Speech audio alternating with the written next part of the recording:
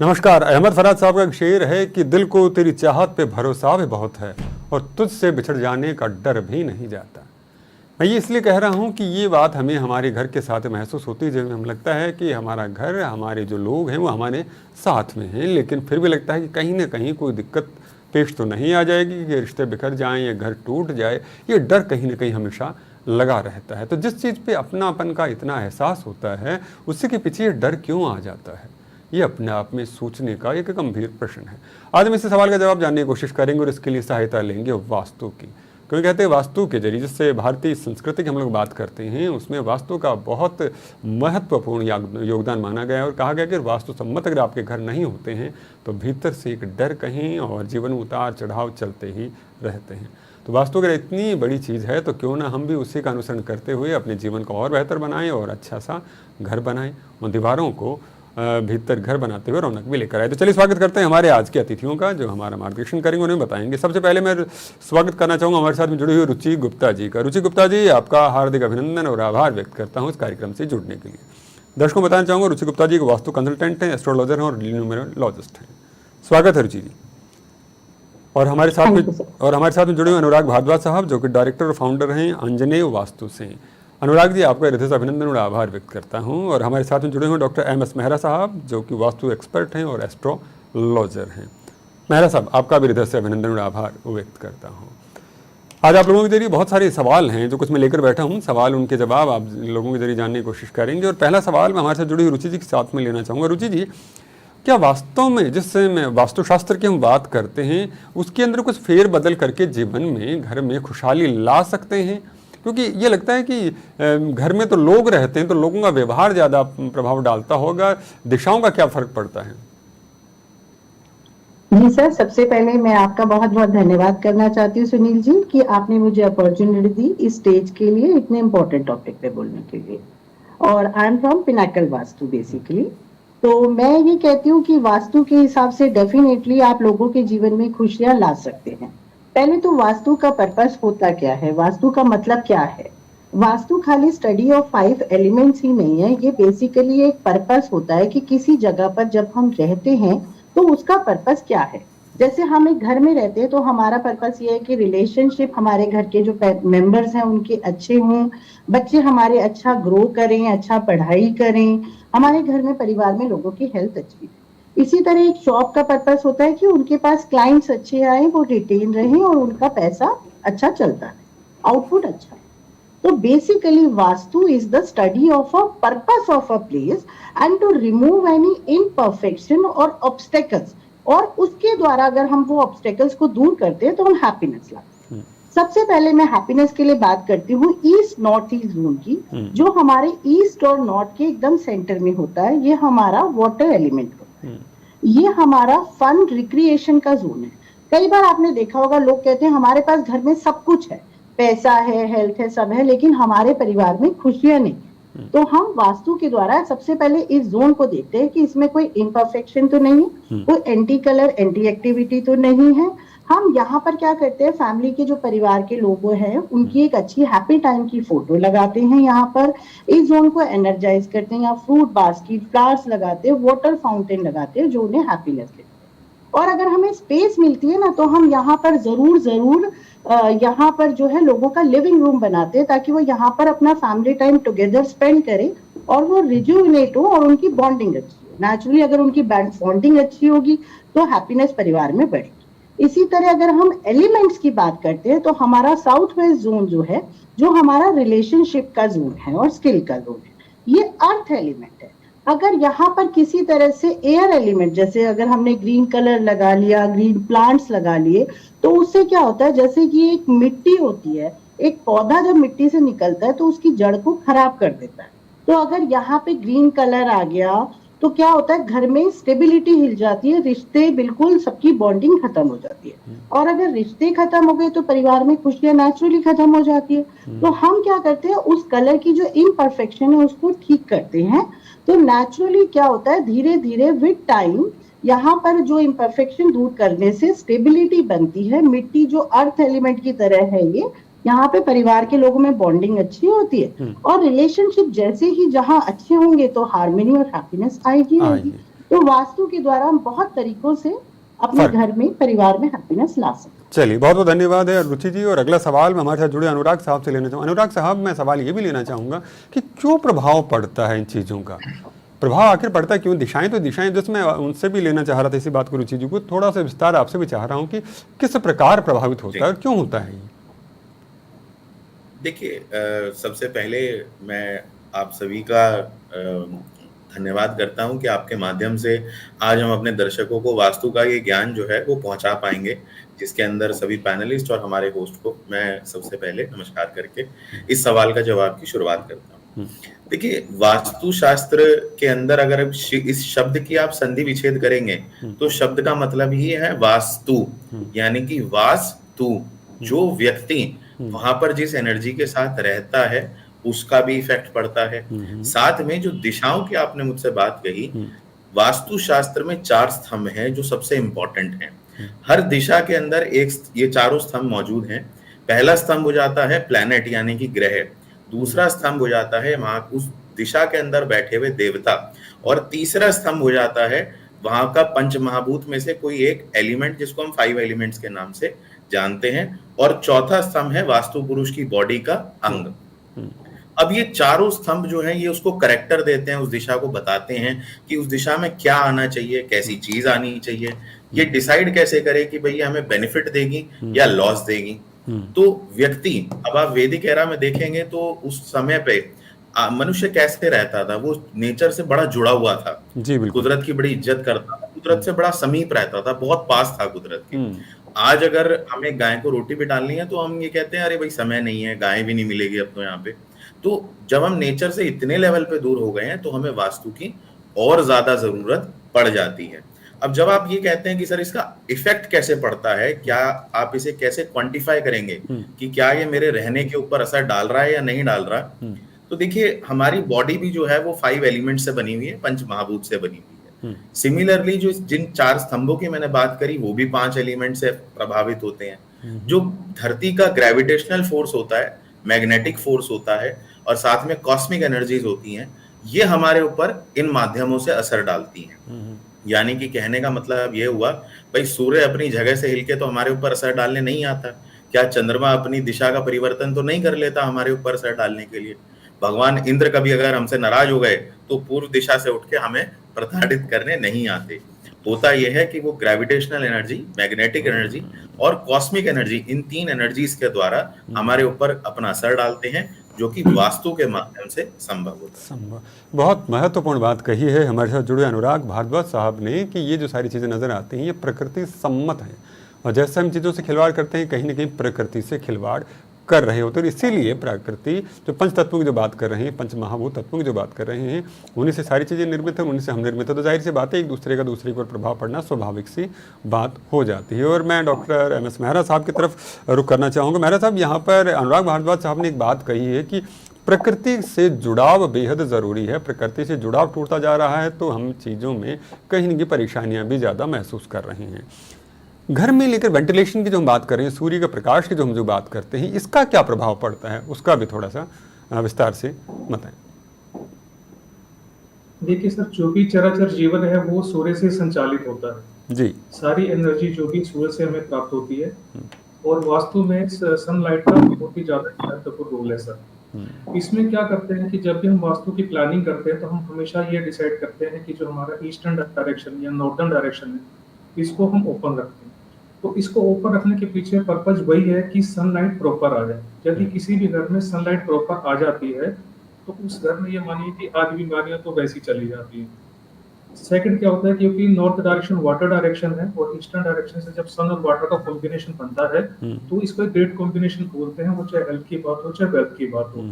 इसीलिए क्योंकि नॉर्थ और ईस्ट का जो कॉम्बिनेशन जो नॉर्थ ईस्ट डायरेक्शन है उसको सबसे अच्छा माना जाता है। जिस घर में भी वेंटिलेशन प्रॉपर आएगा, सनलाइट प्रॉपर आएगी, उसी बाकी डायरेक्शन में अगर कुछ दोष भी है तो वो बैलेंस होते जाते हैं। इसलिए सनलाइट को ज्यादा इसमें ज्यादा इंपॉर्टेंस दी गई है। जी जी जी, यानी कि जो सूर्य से सारी चीज़ें निर्मित होती हैं तो उसके अंदर सनलाइट का जो प्रभाव है वो स्वाभाविक सा ही लगता है। चलिए, बहुत बहुत धन्यवाद है मैं आपका। और फिर से एक बार रुचि जी की तरफ रुख करना चाहूँगा। रुचि जी, एक खुशबीर साहब का एक शेर है कि इसी उम्मीद पर काट ली ये मुश्किलें हमने कि वो अब बाद इसके अब तो खुशियाँ भी आएंगी। तो वो वाली सी बात है कि खुशियों की तलाश में बैठे रहते हैं आदमी, और कहीं ना कहीं वो आर्थिक समस्याओं की बात आती रहती है, कभी मानसिक समस्याओं में बदल जाती हैं वो चीज़ें। तो वास्तु क्या मानसिक स्वास्थ्य को प्रभावित करता है, और करता है तुम कैसे सुधार कर सकते हैं? मानसिक स्वास्थ्य को बिल्कुल जी, वास्तु मानसिक स्वास्थ्य को बहुत ज्यादा प्रभाव करता है। वास्तु में जो 2 जोन्स है, वैसे तो मैं एक वास्तु शास्त्री हूँ, तो मैं ये नहीं कह सकती कि कोई भी एक जोन हमारे जो मेंटल हेल्थ है उसको अफेक्ट करता है। हमारे सारे जोन्स कहीं ना कहीं डायरेक्टली और इनडायरेक्टली हमारी मेंटल हेल्थ को अफेक्ट करता है। पर जो हमारा वेस्ट नॉर्थ वेस्ट जोन है, जो हमारे वेस्ट और नॉर्थ के एक्सट्रीम कॉर्नर में है, उसे हम डिप्रेशन और डिटॉक्सिफिकेशन का जोन कहते हैं। आजकल के टाइम पे बेसिकली होता क्या है कि कोई थॉट में हम अटक जाते हैं, एक बात को लेकर हम उसके बारे में सोचते रहते हैं। किसी से हमारा रिलेशनशिप इशू हो गया या किसी ने हमें कुछ कह दिया, तो हम उस थॉट में अटक जाते हैं और वो एक हमारा विकेट सर्कल बन के एक्यूट डिप्रेशन बनती चली जाती है। तो हम क्या करते हैं कि व्यक्ति को थोड़ी देर के लिए, महीने में या वीक में एक बार थोड़ी देर के लिए कहते हैं कि आप इस जोन में बैठिए, यहाँ पर अपने माइंड को डिटॉक्स कीजिए, रोइए, अपने मन का गुबार निकालिए कि आप चीजों को लेट गो कर सके। क्योंकि जिसने अपने जीवन में अगर चीजों को लेट गो कर लिया तो वही वो आगे बढ़ पाएगा और वो फिर डिटॉक्स होके वो उसकी प्रोडक्टिविटी बढ़ पाएगी। तो लेट गो करना जीवन में बहुत ज्यादा जरूरी है। तो लेकिन हमें साथ साथ ये भी ध्यान रखना है कि इस जोन में कोई व्यक्ति अपना बहुत ज्यादा समय नहीं बिताए, नहीं तो उसको डिप्रेशन की प्रॉब्लम आ जाए। उसका यहाँ बेडरूम या स्टडी टेबल वर्कप्लेस नहीं। इसी के साथ ही अगर हम वास्तु की बात करते हैं तो इसके एकदम अपोजिट 180 डिग्री पे एक हमारा जोन होता है ईस्ट साउथ ईस्ट, जिसे हम कहते हैं चर्निंग एंड एंजाइटी का जोन। अगर कोई व्यक्ति अपना बहुत ज्यादा समय वहां पर भी बिताता है तो क्या होता है कि उसका माइंड हर समय घूमता रहता है। जैसे एक मिक्सी चलती है, ग्राइंडिंग होती है, वो हर समय एक थॉट में उलझा ही रहता है। तो इसके लिए बड़ी प्यारी सी रेमेडी मैं बताती हूँ यहाँ पे कि आपको क्या करना है, इस जोन में एक आपको चर्निंग सीनरी लगा दीजिए, नहीं तो मिक्सर ग्राइंडर रख दीजिए। अदरवाइज हम अपने क्लाइंट्स के घरों में बोलते हैं कि आप अपनी वॉशिंग मशीन को यहाँ लगाइए, तो उसकी आपकी जो थॉट है वो हर समय चलती नहीं रहेगी, आपके माइंड को एक बैलेंस माइंड रहेगी। जी जी जी, बहुत बहुत धन्यवाद रुचि जी। और मैं अनुराग जी की तरफ रुख करना चाहूँगा। अनुराग जी, आजकल हम देखते हैं कि रंगों को लेकर भी बड़े वो बहुत सोच समझ कर कोशिश की जाती है। इस दीवार पे ये रंग होना चाहिए, ऐसा होना चाहिए, सोफ़ा यहाँ डलना चाहिए, मतलब बहुत सारी चीज़ों का ध्यान रखा जाता है और उसमें टेक्सचर्ड होना चाहिए, ये वाली भी बातें आ रही। तो क्या रंगों का और जो साज सजावट हम लोग करते हैं इसका भी प्रभाव पड़ता है हमारे जीवन के ऊपर वास्तु में? बिल्कुल। देखिए, अगर हम जैसे रंगों की बात कर ही रहे हैं तो आपने बहुत से रेस्टोरेंट्स को ऐसे चीज़ों को अडेप्ट करते हुए देखा होगा कि जैसे लाल रंग का उपयोग करेंगे तो व्यक्ति को थोड़ी भूख ज़्यादा लगेगी ऐसे स्पेस में, राइट? तो होता क्या है कि जब कोई मनुष्य कोई भी इंसान, कोई भी जीव किसी जगह पर कदम रखता है, पैर रखता है, तो उसका जो टेक्सचर, लुक, अपील जो होता है वो उसकी आंखों को, उसके मस्तिष्क को प्रभावित करता है। जिसको अगर हम सरल भाषा में अगर हम जानते हैं तो हम कहते हैं हमारी 5 सेंसेस हैं। इन 5 सेंसेस से हमारे मस्तिष्क के ऊपर, हमारी सोच के ऊपर, इन चीज़ों के ऊपर वो प्रभाव पड़ता है क्योंकि वो एनर्जी हम उस तरीके से ले रहे हैं। इसी के साथ जब कलर की हम बात करते हैं वास्तुशास्त्र के अंदर, तो सबसे महत्वपूर्ण बात ये होती है कि इसकी बैलेंसिंग भी करी जाती है। और क्योंकि ये कलर हैं, इन्हें करना बड़ा आसान है, तो इनकी रेमेडीज भी बनाना बड़ा आसान है। उदाहरण के तौर पे आपको बताना चाहूंगा कि जैसे साउथ ईस्ट की दिशा है, अग्नि कोण इसे बोला जाता है, तो अग्नि से प्रभावित कलर्स को अगर यहाँ पे किचन मिसिंग हो तो अग्नि के कलर्स कर दिए जाएं, ऑरेंज कलर को अडेप्ट करा जाए, येलो कलर्स को अडेप्ट किया जाए, जिससे कि वहां के जो अग्निदेव हैं उनको वो एनर्जी मिल सके। ऐसे ही साउथ वेस्ट की दिशा के अंदर जो ब्राउन कलर्स होते हैं, ये प्रॉपरली एक राक्षसी को दिया गया स्थान है, जिनको हम नैऋति राक्षसी कहते हैं। तो होता क्या है कि ये थोड़ा सा सिकोड़ देता है चीजों को। तो लाइफ में आपको जो चीजें परेशान करती हैं, हम ज्यादातर उनको इस दिशा में कर देते हैं और यहाँ पर हम ब्राउन्स और ऐसे कलर का उपयोग करना प्रेफर करते हैं। नॉर्थ वेस्ट, जैसे आपने अभी पहले भी एक सवाल पूछा कि हमारा जो मन है, मस्तिष्क है, इसके ऊपर कैसा असर पड़ रहा है, तो ये हमारी मेंटल वेलबींग का जोन होता है नॉर्थ वेस्ट। क्योंकि चंद्रमा का यहाँ पर प्लैनेट मौजूद है तो हमारे मन को प्रभावित करता है, हमारी मदर को प्रभावित करता है, इमोशनल क्वेश्चन होता है घर का। तो जब इसके अंदर आप व्हाइट्स, लाइट ग्रेज, बहुत लाइट ग्रेज ऐसे कलर का उपयोग करते हैं, ये एनर्जी बहुत अच्छा काम करती है और ये दिशा आपको वास्तु के अंदर बैलेंस बनाकर प्रभावित करती है। नॉर्थ ईस्ट जो होता है वो मन की शांति होता है, पीस होता है। तो ये शिव की भी दिशा है, हमारे ईस्ट की भी दिशा है, ईस्ट यानी कि देवता वाले ईस्ट की दिशा है। तो इस दिशा के अंदर अगर आप जल वाले कलर्स यानी कि स्काई ब्लू, लाइट ब्लू ऐसे कलर्स का उपयोग करते हैं तो मेंटल पीस आप बना पाते हैं। तो इनका प्रभाव आपके ऊपर इनडायरेक्टली और डायरेक्टली दोनों ही तरीके से पड़ता है। बहुत बहुत धन्यवाद अनुराग जी कि यानी रंग इस तरह से हमारे जीवन पर प्रभाव डालते हैं और क्यों डालते हैं उसका भी बड़ा तार्किकता से आपने जवाब दिया। अभिनंदन करता हूं आपका। और मैं एक बार फिर से डॉक्टर एम एस मेहरा साहब की तरफ रुख करना चाहूँगा। एम एस मेहरा साहब, रुचि गुप्ता जी ने एक बात को बढ़ाते हुए छोड़ा था कि चिंता और जो तनाव के हम लोग जो बातें कर रहे हैं उसका कहीं ना कहीं वास्तु से संबंध होता है। उसकी कुछ इन्होंने हिंट्स भी दी कि कैसे क्या फ़र्क डालते हैं। मैं आपसे इसी चीज़ को थोड़ा सा और गहराई से जानने की कोशिश करना चाहूँगा आपके ज़रिए कि किस तरह से प्रभाव डालते हैं और कैसे हम लोग बेहतर कर सकते हैं वास्तु को और बेहतर बनाकर। मेंटल पीस की बात करें क्योंकि आजकल हम देख रहे हैं कि तनाव बहुत ज़्यादा बढ़ा हुआ है लोगों का। देखिए, जब भी मेंटल हेल्थ की बात करते हैं तो उसके सॉल्यूशन से पहले हमको उसको रीजन को फाइंड आउट करना बड़ा जरूरी होता है जी। मेंटल हेल्थ इशू किसी भी प्रकार का हो, उसके पीछे मल्टीपल रीजन काम करते हैं। कई बार ऐसा होता है कि आदमी लाइफ में फेलियर फेस कर रहा है तो उसके अंदर ऐसे एक्सप्रेशन आते हैं। कई बार कोई फियर या फोबिया होता है कि बचपन का दबा हुआ, किसी एज का दबा हुआ, तो वो प्रॉब्लम फेस करता है। कई बार लैक ऑफ कॉन्फिडेंस होता है या आपके कोई फिजिकली चैलेंज है, कोई आपको शारीरिक दोष है तो भी प्रॉब्लम फेस करता है। या कई बार ऐसा भी होता है कि रिलेशनशिप चैलेंज है या किसी से ब्रेकअप हो गया। और कई बार ऐसा भी होता है कि किसी रिलेटिव की डेथ हुई है, किसी से हमारा विछोड़ा हो गया। ये सारे रीजन जो होते हैं उस स्टेट को एग्जीक्यूट करते हैं जो हमें प्रॉब्लम देता है। तो वंस अगर हम इसको एक बार ये समझ लेते हैं कि उसका रीजन क्या है, देन हम उसको वास्तु के अकॉर्डिंग उसके डायरेक्शन के साथ मैच करते हैं। एग्जांपल के देखिए, अगर किसी भी व्यक्ति को किसी उसके रिलेटिव ने छोड़ दिया है या कुछ ब्रेकअप हो गया है, देन इसका मतलब है कि उसकी कनेक्टिविटी किसी के साथ हट गई है। देन हम उसके रिलेटिव जोन्स को चेक करते हैं, लाइक जैसे ईस्टर्न डायरेक्शन कनेक्टिविटी की होती है तो उसको चेक करना है। इस तरह अगर हमें लगता है कि किसी आदमी के अंदर में डिप्रेशन ज्यादा हो गया तो जो डिप्रेशन की जोन्स है हम उनको आइडेंटिफाई करके चेक करते हैं उनमें किस तरह की बैलेंसिंग हो गई है। तो डायरेक्शन में कई बार इम्बैलेंसिंग हो जाती है, जैसे सर ने बताया अभी कि कई बार कलर वाइज इशू होते हैं, कई बार मेटल वाइज इशू होते हैं, कई बार हम ऐसी चीजें ऑब्जेक्ट ऐसे रख देते हैं जो कि एंटी होते हैं। यदि हम इनको एक बार बैलेंस करते हैं, वो चेक कलर से करें चाहे अलग अलग टेक्निक से करें, तो फिर जो भी हमारे मेंटल हेल्थ इश्यूज होते हैं उनको हम आसानी से रेक्टिफाई कर सकते हैं। कई बार ऐसा होता है कि जैसे हम उनको ट्रीट करते हैं तो उनके जो मेजर इशू है उनमें बड़े अच्छे रिजल्ट मिलना स्टार्ट हो जाते हैं। वो चाहे किसी का सैडनेस का है, चाहे किसी का लो इंटरेस्ट है, चाहे किसी का कई बार ऐसा होता है कि आदमी को भूख ज्यादा लगी या किसी को लगता है कि भूख लग ही नहीं रही। कई बार आदमी सोता नहीं है, कई बार ऐसा लगता है कि बस उसकी नींद ही नींद बढ़ती जा रही है। तो ये सारे सिम्टम्स जो होते हैं वो मेंटल हेल्थ को रिप्रेजेंट करते हैं और ये बताते हैं कि स्पेसिफिक डायरेक्शन को सही करने के बाद आप कैसे उसको सही कर सकते हैं। चलिए, बहुत बहुत धन्यवाद मेहरा साहब। और मैं एक बार फिर से रुचि जी की तरफ रुख कर रहा था। रुचि जी, सवाल मैं ये लेकर रहा हूँ क्योंकि अब आखिरी 3 मिनट और 3 सवाल लेने होते हैं मुझे इस समय के अंदर, तो आपसे चाहूँगा 1-1 मिनट में सवाल का जवाब दें। पहले से मैं ये लेना चाहूँगा, एग्जाम्पल्स का बड़ा फ़र्क पड़ता है, तो कोई उदाहरण देंगे जिसके ज़रिए कि भाई ये किया गया और उसके ज़रिए मानसिक स्वास्थ्य के ऊपर बेहतर प्रभाव पड़ा? बिल्कुल। देखिए, माइंड के लिए जो हम जोन सबसे ज्यादा देखते हैं, जैसे अभी सर ने भी कहा, हम नॉर्थ ईस्ट को देखते हैं क्योंकि यहीं से हमारा माइंड गवर्न होता है। हमें क्लैरिटी ऑफ माइंड या $1,000,000 आइडियाज जो है वो हमें इसी जोन से आते हैं। एक्चुअली होता क्या है, यहाँ पर हमारे वास्तु पुरुष का सर होता है और यहाँ पे जिस तरह की चीजें होती हैं उसी तरह के हमारे माइंड में आइडियाज आते हैं। यहाँ पर गंदगी और वेस्टफुल आइटम्स बिल्कुल नहीं होने चाहिए। जैसे हमने अपने क्लाइंट के यहाँ पर अगर वॉशरूम तो यहाँ का बहुत ज्यादा इम्पैक्ट करता है। यहाँ पर अगर डस्टबिन भी होता है, जैसे कोई कहता है कि मेरे दिमाग में हमेशा वेस्टफुल आइडियाज आते हैं, आप यकीन मानिए छोटा सा डस्टबिन या टॉयलेट भी अगर हमने यहाँ से हटाया तो भी इंसान के दिमाग में बहुत अच्छे आइडियाज आते हैं और काम के आइडियाज।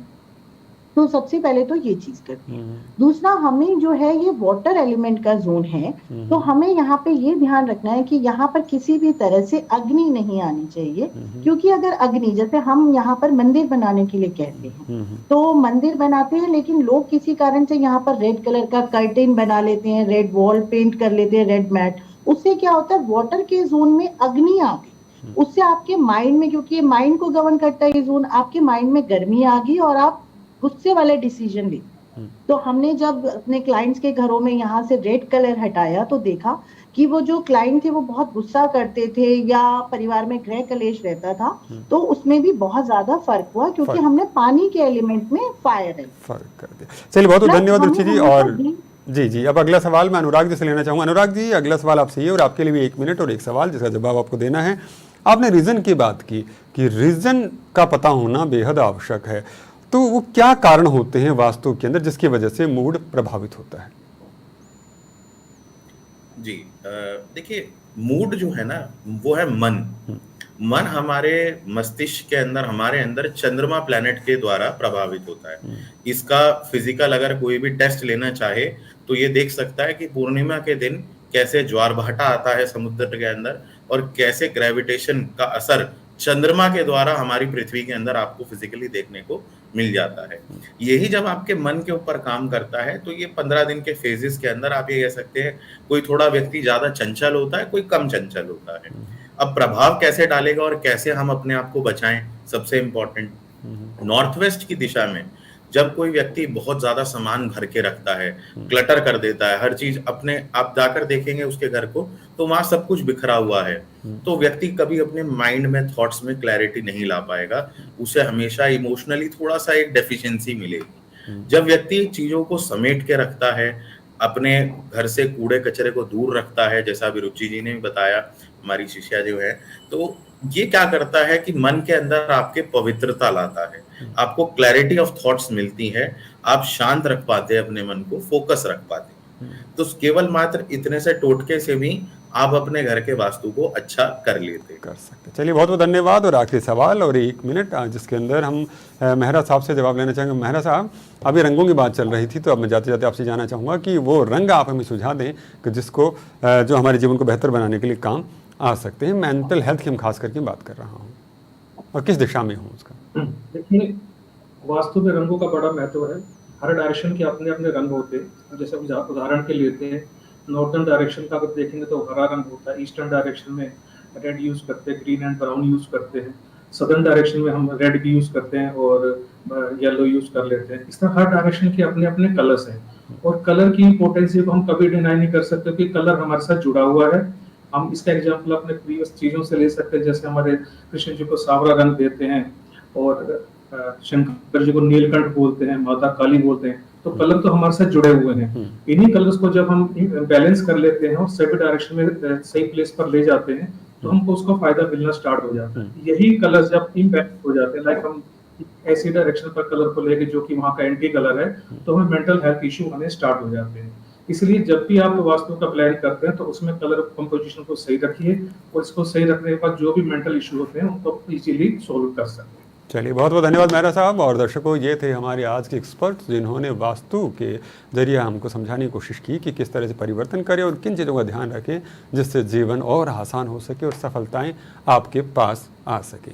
चलिए, आज के इस कार्यक्रम के लिए आप तीनों अतिथियों का हृदय से अभिनंदन और आभार व्यक्त करता हूं कि आपने इस कार्यक्रम के लिए समय दिया। अगले अंक में फिर मिलेंगे किसी नए विषय के ऊपर पुनः चर्चा करते हुए, ताकि आपकी ज़िंदगी और आसान हो सके और समृद्ध हो सके और सफल हो सके।